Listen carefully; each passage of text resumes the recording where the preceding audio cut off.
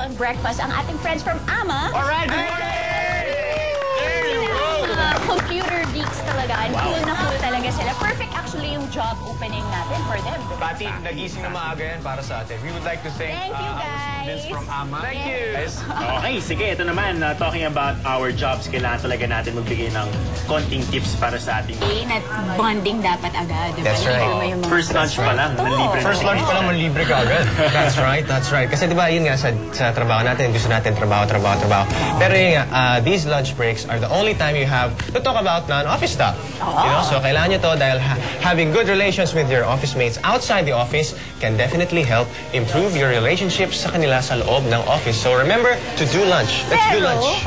Pero bago ang lunch, breakfast muna, diba? Because syempre, kami ang tutulong sa inyo how to help you guys pagdating sa work. Now, pagbalik namin, babalikan natin ang UST at kung sino ang gustong bumati. Tawag na if you wanna be on the air. Ito na ang chance nyo at your 30 seconds of fame.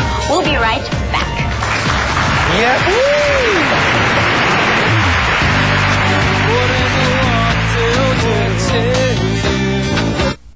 Welcome back, guys, and of course, it's time for our second dose of news this morning. Siyempre, napakalaga to be informed about the things that are happening around your communities and around the world. Okay, ito naman our news from the Philippine Stars. August 21, dineclare as a non-working holiday by our president.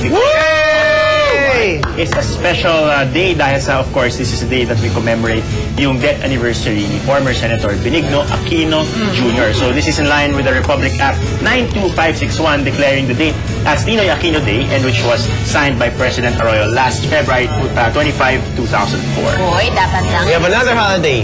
But it's also good for you guys. Siyempre yan yung mga mas bata na hindi na nila naranasan yung Aquino era, diba? To go back and understand why you guys don't have school, diba? Ano yun?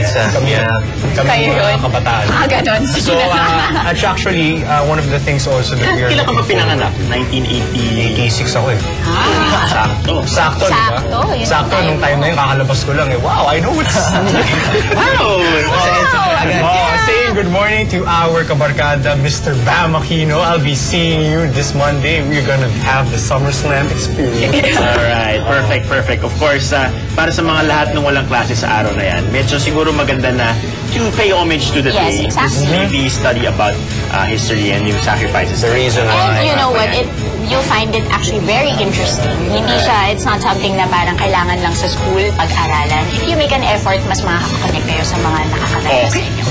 Bigay ko You're wearing Yes, I'm wearing yellow. You know, I'm celebrating Okay. very Ito hard. naman, more news from the Philippine Star. Ang ilang mga jeepney groups are planning to stage a strike, and a coalition of public transport groups have threatened to launch a transport strike tomorrow dahil sa sabi nila medyo tumataas na naman uli yung prices of petroleum products, and of course yung price ng diesel na primarily ginagamit ng ating mga jeepney drivers ay tataas ulit.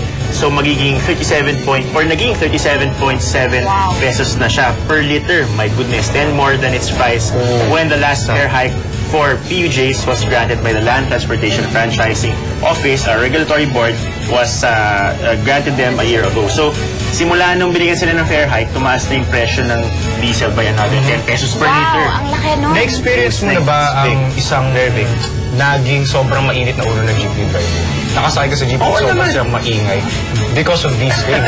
Jeepney o taxi man, sobrang hirap ng buhay nila. Yung tipong boundary pa lang, sobrang 24 hours, hindi pa sila bawi.